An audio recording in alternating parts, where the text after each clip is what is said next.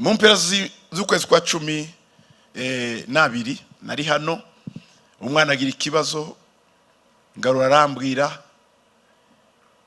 nari mu tuntu twinshi, shakisha umwanya njya kuri Faisal kumureba, nsanga Ngoga ari muri koma, araryamye. Ariko tumusengera ukungewe nsengeye abantu bari muri koma ngo bazuke. Ariko subiye inyuma tumaze gusenga dutashye, Imana irambwira ngo Ngoga azataha. Tubivugana mbwibwira Ngarura arambwira ngo nibyo nanjye ndabizi. Icyatumye Ngoga atagenda kare na marira ya bene nyina niwe bamubujije kugenda kare. Na Ngarura arabimbwira bati abana, nanjye ndamubwira nibyo, shakisha abana ngo tuganire kugira ngo mbabwire murekure Ngoga. Ariko ko bari bafite igikomere cya mama wabo ntibumve gupfusha umugore. Nyuma y'imyaka 2 umwana w'umuhungu mugenda na mwumvana kandi muri kumwe mu by'Imana 100%, nawe akagenda. Izo ni inkovu za Kristo.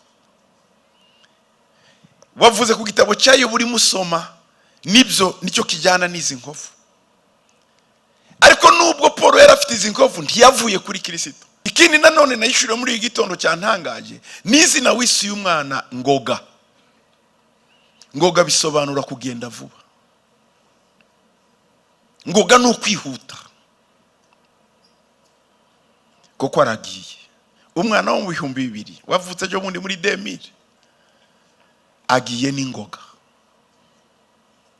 Umwana atacye kare, ariko iryo zina ryari prophétique, ryari ry'ubuhanuzi. Aba bana bose baravuze kuva ku wa mbere, abantu batanze ubuhamya bwinshi cyane ntaco ndi bwongereho. Reka nshimire Imana yaremye Ngoga. Erega ubundi twebwe turabareze, abana n'ab'Imana. Nshimire Imana yaduhaye Ngoga aratabarutse, agiye araruhutse mu bwami bwo mu ijuru. Iyo Mana rwose muyimpera amashi kuko yaduhaye umwana mwiza cyane. Cya kabiri, maze gushimira Imana, reka nshimire abashumba. Mpereye ku mushumba mukuru Apostle Dr. Gitwaza n'abashumba bose bazayoni. Ngoga kirwara bamushize Eric Ruhagarara bahunga, yahise abishyira ku gicaniro, tugira igicaniro c'amasengesho. Ngoga bamusengeraga ku isi yose, baramusengeraga. Ndagushimiye mubyeyi n'abashumba bose bazayoni n'abashumba ba Rubirizi. Imana ibahe umugisha. Nanone tubashimire dukomera Imana amashi, mwarakoze cyane. Ndashimira aba bana rero. Ngoga yararwaye arateseka amezi hafi 8 urengaho. Arateseka Ngoga yapfuye urupfu rw'agashinyaguro, amvredire. Umubiri wari warashize, ariko barihanganye babona nta kundi bari gukora. Mwabana mwe ndabashimye, muri amaboko y'igihugu, muri amaboko y'umuryango, muri amaboko ya Ngarura, muri amaboko yanyu. Muzabyare, muzatunge, mutunganirwe. Desire niwe wamwogoshaga avuye igihe yabonetse. Aba bakobwa bamaze kunanirwa, Bosco niwe wagendaga kurarayo. Mwarakoze, mwisubirireyo ntacu bitwaye, mwigendere. Kwari kubashimira gusa, mwisubirireyo niho ngira vuba. Okay, nari maze gushima, nshimiye abana, nashimiye abashumba. Imana niyo ya mbere, abashumba muri rusange.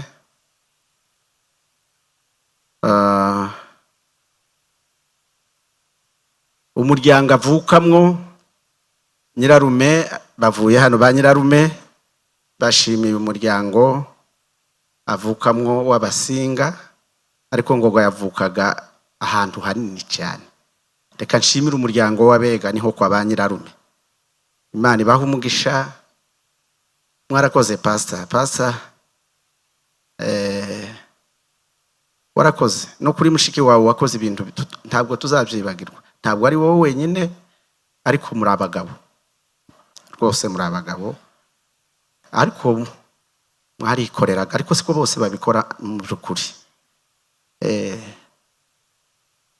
Aho ngo gavuka muri abagabo cyane cyane cyane cyane cyane. Reka mwiha amashi kuko mwarakoze, mwarikoreye n'ukuri.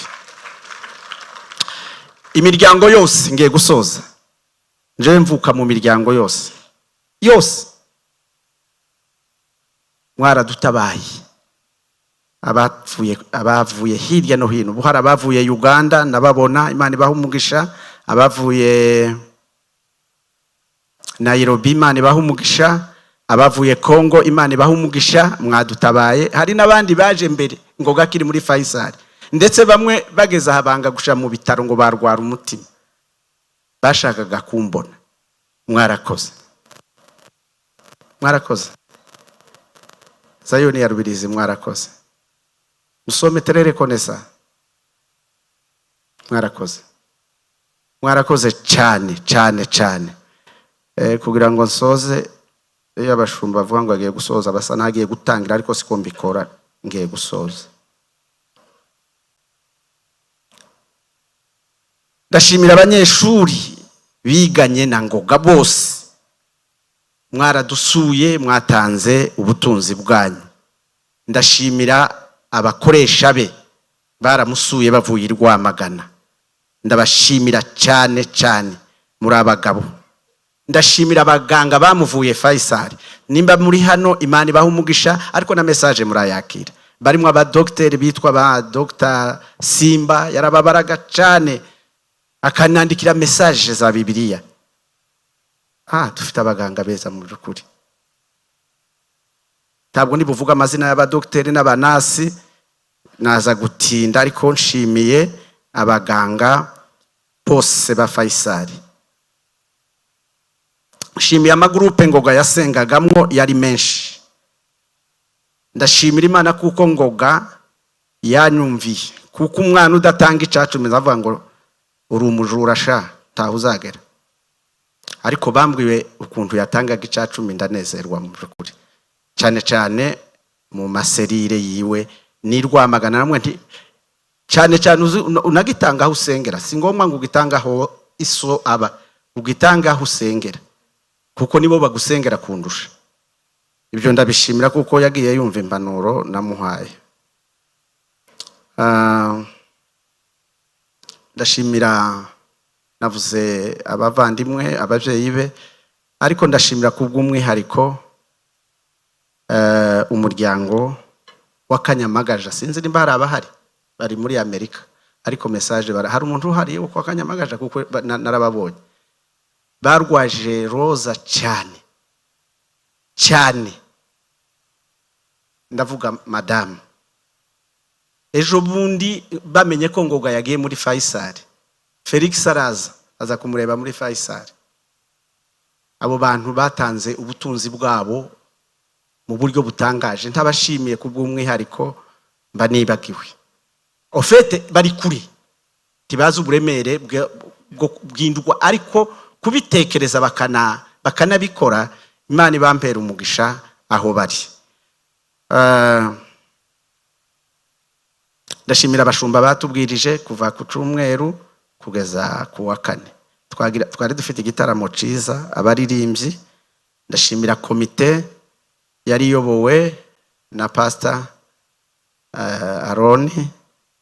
Abo na benshi nababonye, mwabantu mw'Imana ibaha umugisha, mwaraturirimbiye, mwaratwigishije, mwaraduhumurije, muracari kumwe natwe.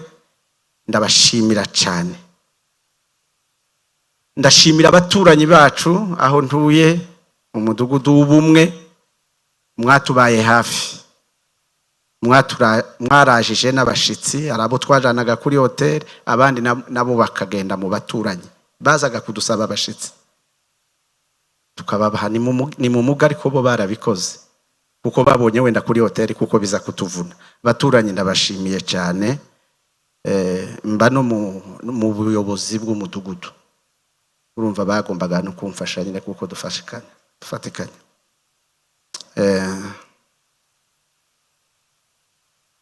ndagira ngo reka nsorezaho ibyo nanditse ni byinshi ngiye kubikurikirana byanjana umwanya. Bantu b'Imana mwarakoze. Mu by'ukuri nari kuvuga amazina ya buri wese ariko ntibikunda. Ndashimira abanyabukavu. Hari umunyabukavu uri hano?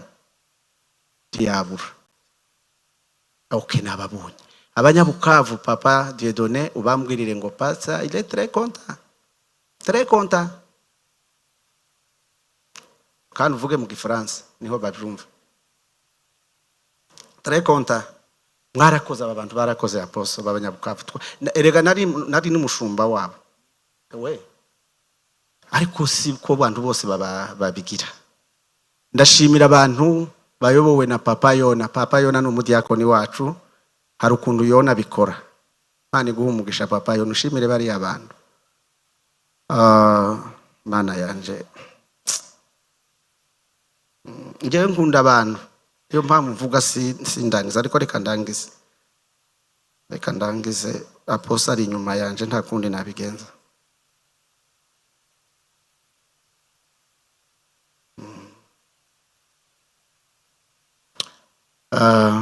Ndashimira mzee Manase umunsi yaje kunsaba ngo atumira abantu basenganye kera muri za 60 na 70 naramubujije, ariko ngo nze kubona mbona haje abantu b'abasaza barasenga gute kweri barimo Heredi Abisalomu. Muramuzi Heredi ntafite hafi imyaka 90. Ego nubu abayaje yaravunitse avuye mu cumba c'amasengesho. Satani ntahadategera abantu, abayaje kutubwira amakuru. Ndagushimiye nizo mbaraga zawe wakoresheje. Mwakoresheje amafaranga, mwakoresheje amasengesho, ariko aya masengesho ni meza cyane. Byatumye twakira. Jewe nakiriye urupfu rwa Ngoga agize iminsi nk'itatu muri Faisal. Niho nararwakiriye, ariko ntabwo nari kubibwira abana. Rero bavandimwe bacu, torero ry'Imana, mwese mwatwitabye, turavuze ngo Nyagasani Imana ibaha umugisha. Hari ikintu babana nibagaruke, mugaruke hano. Hari ikintu usaba, ndagira ngo mudusengere kuko abana bafite ubwoba ngo ejo hazagenda runaka cyangwa araza kubikora apostle. Mwicare. Nari nateguye iryo jambo muri yo uko bivuga ariko nta mwanya, ariko ndashaka ko muza kudusengera abashumba. Apostle aramenye uko aza kubikora. Nta rupfu kandi niruza nta kibazo, ariko reka mbabwire ngo ntarwo ruhari. Kandi gupfa nabi ni ukutamenya Imana. N'ufite ubwoba niwe biruzahitana mbere, kuko uzaba wakinguye umuryango. Atungwino uze kunshimira abantu ubyo ntabashe kuvuga. Nari mfite ubwoba kuko apostle ari inyuma yanje.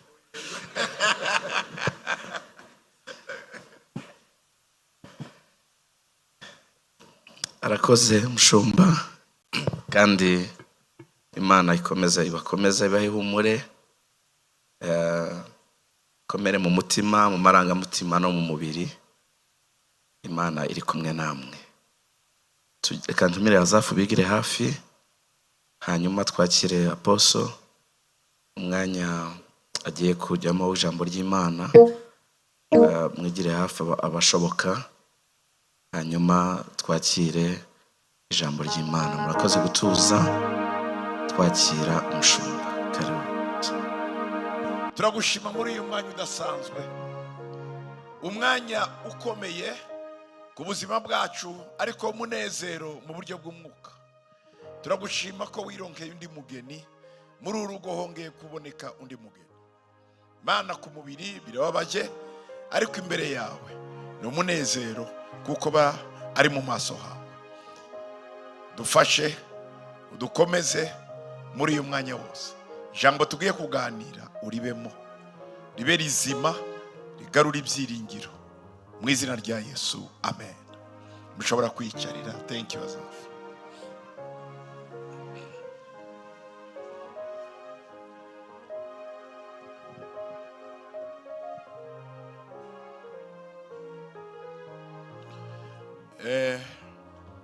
ndatangira nifuriza nsabira umuryango wo kwangarura nabo bavukana bose, famiye yose ndetse n'inshuti gukomera kandi murakomeye. Nkabashimiye nanjye ku bantu bose mwaje, byaneje kubona muzehe mutangana muri iki gitondo wazindutse kandi uhagize iminsi. Muzehe wacu Imana iguhe umugisha. Ubwo rukundo ugira n'umurava nk'uko Pastor Ngaro yabivuze turabizi twese. Imana ikomeze kugirira neza kandi kongera imbaraga. Bakozi b'Imana, inshuti z'umuryango kwangarura, abakristo ba Zion Temple n'abandi benshi n'abarimo badukurikira n'abazadukurikira bakurikiye audio, iyi video, Imana ibaha umugisha. Gutabara ni umucyo mwiza kandi cyane cyane urimo ingororano. Hari umunsi Yesu azavuga ngo warantabaye. Uvuga ati se nagutabaye ryari? Ti wa munsi wagiye kwangarura ngoga yagiye, ni njyewe wabikoreye. Ibi birimwo ingororano ikomeye. Gutabara, Imana ibagiriye neza kandi bahe kurama.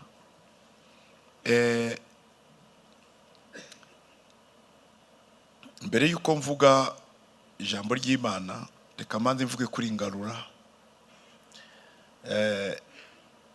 Pastor Ngarura aratangaje cyane.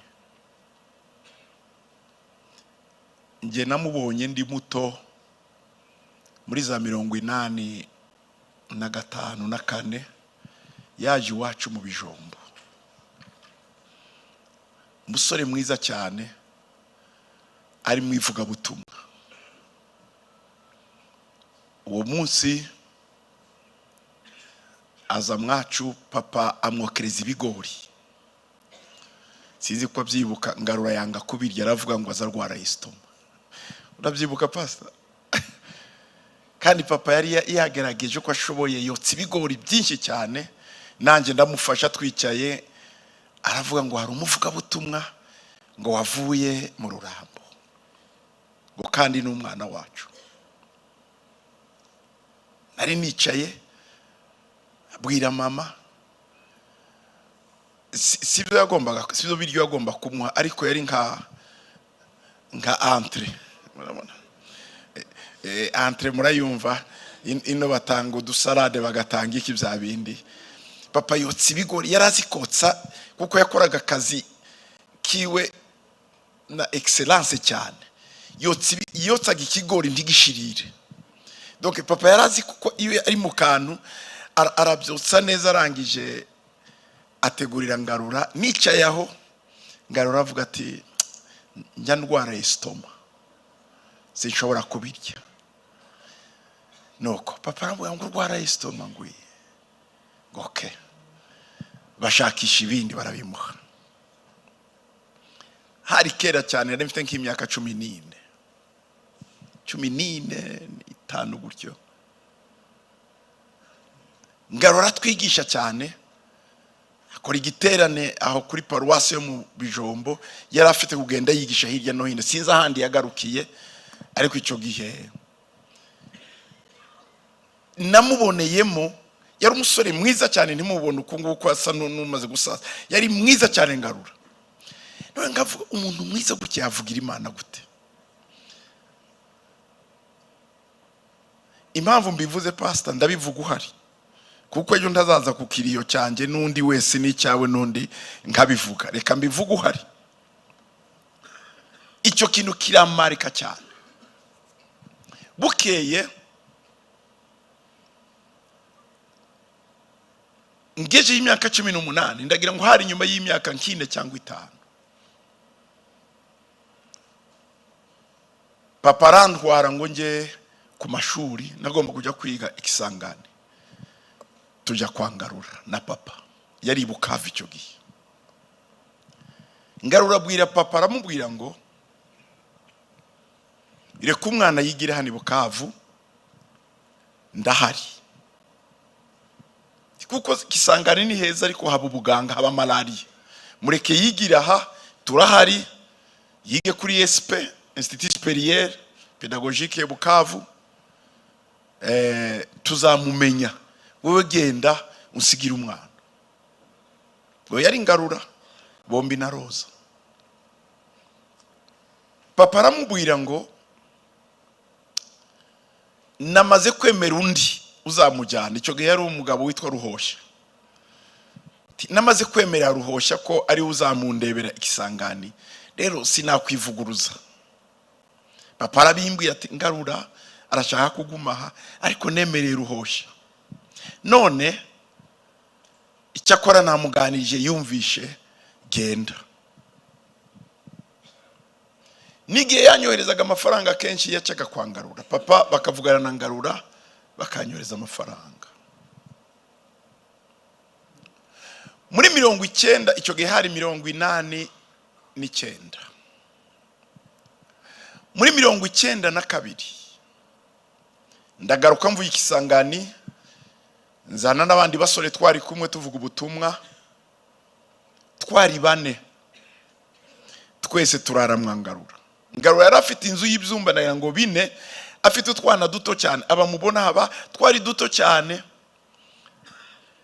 ndagira ngo twari 3, bari 2, bari 3. Ngarura bombi n'umudamu watashe Roza. Mboneyo kubivuga no kuko sinabaye mu kiriyo cya Roza, ndababara cyane. Yageraga umugore utabaho, afata twaduhinja twose n'utundi bakaturarana, bya byumba barabiduha twese turi 3. Twahagize ukwezi Ngarura n'abandi basore 4. Tukajya kubwiriza mu migoroba, yari pasiteri bari kumwe na nyakwigendera Rushambara. Nawe Imana yacuye hakiri kare, badutegurira ukwezi kose kwa seminaire i Bukavu. Tuvuga ubutumwa n'abasore nari mfite tuvanye Ikisangani, tuba Ngarura. Ngarura akadukorera ikintu cyose, akatwitaho, akatugaburira, ntacyo atadukoreye, bombi n'umudamu. Ibyo bintu sinshobora kubyibagirwa na gato. Uyu umuryango wa Ngarura na mushiki wacu wagiye Roza bari abavandimwe, ariko gukunda Imana ku murongo wa 7. Uravuga ngo uhereye none, warisomye mu Giswahili ngo ntiyakagira umuntu ndusha ngo kuko mfite ku mubiri inkovu za Kristo. Ibi byose birimo bigucaho, ariko ntuve ku Mana, ni inkovu za Kristo ufite. Iyi ni imibabaro ikurimo, inkovu za Kristo, ariko ugakomera ukabasha no gutangira ijambo. Iryo jambo ntitwaryumvishe icyo gihe, nanjye sinaryumvishe, ariko nakomeje muri iki gitondo ryanjemo cyane. Gupfusha umugore nyuma y'imyaka 2, umwana w'umuhungu mugendana mwumvana kandi muri kumwe mu by'Imana 100%, nawe akagenda. Izo ni inkovu za Kristo. Wavuze ku gitabo cyayo buri musoma, nibyo nicyo kijyana n'izi nkovu. Ariko nubwo Paul yari afite izi nkovu, ntiyavuye kuri Kristo. Haravuga ngo uyu muntu yanteje inkovu, reka muhunge, ariko ahubwo ukomeza kumwegera cyane. Ijambo utanze ry'ihumure ni ijambo rikomeye cyane. Izo nkovu zikuriho, biratangaje. Ikindi nanone nayishuriye muri iki gitondo cyantangaje, n'izina wisi y'umwana Ngoga. Ngoga bisobanura kugenda vuba. Ngoga no kwihuta, kuko aragiye. Umwana wo mu 2000 wavutse cyo muri 2000 agiye n'ingoga. Umwana atache kare, ariko iryo zina ryari prophétique, ryari ry'ubuhanuzi. Tujya kumusengera, nari hano umwaka ushize mu mpera z'ukwezi kwa 12, nari hano. Umwana agira ikibazo, Ngarura arambwira, nari mutundu twinshi, shakisha umwanya njya kuri Faisal kumureba, nsanga Ngoga ari muri koma, araryamye. Ariko tumusengera ukungewe nsengeye abantu bari muri koma ngo bazuke. nagiye mu bitaro byo muri Agakane, abantu indembe bari muri koma bose 9 barazuka. Ngeze ku wa 10 abaforomokazi bamukuraho baramwirukankana, biruka inyuma. Agakanira arakara cyane ngo naje kwica business zabo. Cyo hari muri 1993 na kane nari muri Kenya. Rero nahandi henje atara. Ariko subiye inyuma tumaze gusenga tutashye, Imana irambwira ngo ngoga zataha. Tubivugana mbwibwira ngarura arambwira ngo nibyo nanjye ndabizi. Icyatumye ngo gatagenda kare na marira ya bene nyina niwe bamubujiye kugenda kare. Nangarura arabimbwira bati abana, nanjye ndamubwira nibyo. Shakisha abana ngo tuganire kugira ngo mbabwire murekure ngoga, ariko ko bari bafite igikomere cya mama wabo ntibumve. Sinabakiye narabashakisha cyane abana b'abakobwa. Nagariye nabo gatoya muri biro, ariko kubibabwira ku mugaragaro mbona bafite ibikomere kinini kuri nyina badashobora kumva n'ibindi, ndabareka. Ndi muri Amerika twongera kuvugana Nangarura, ndamubwira murekure umwana agende. Kuko Imana yarambwiye ngo ngoga ni njyewe ndamutwaye igihe iki cyarangiye. Arambwira ati yewe bati n'umuganga umukurikirana nawe ubwe yambwiye aterega ari mu mipira gusa, ariko umuntu yaragiye. Atariko abana ntibabishaka. Amasengesho ashobora gutuma umuntu atinda Imana kumujyana, kuko Imana yumva gusenga kandi Imana yumva kurira kwacu, ariko ubushake bwayo ari ugutwara uwo muntu, bigatuma uwo muntu atinda aho kumurekura. Niyo mpamvu abakristo twebwe iyo tumaze gusenga tuvuga ngo icyo akora ubushake bwawe bube. Iyo uhaye Imana ko kadirishya ku bushake bwayo birakora. Yesu yarasenze ngo nibishoboka igikombe kindengana, atariko ntibibuko nshaka bibuko ushaka. Nukuvuga ngo igihe cyose nusengera ikintu ubona utumva neza, jya usigamo akadirisha ubwira Imana ngo Mana njye ndasenze nuko mbyifuza, ariko ubushake bwawe bube. Iyo uyihaye ubu burenganzira irakora. Ngoga yagiye kera muri gahunda y'Imana, ariko twe twagumye nk'abavandimwe, nk'ababyeyi, nk'abana abo bavukana baramutindanye. Icyo nashimiye Ngarura cyane, nkibivugana nawe Yesu ambwira ati ndabizi mukozi w'Imana uzakomeze ntukave ku Mana yawe.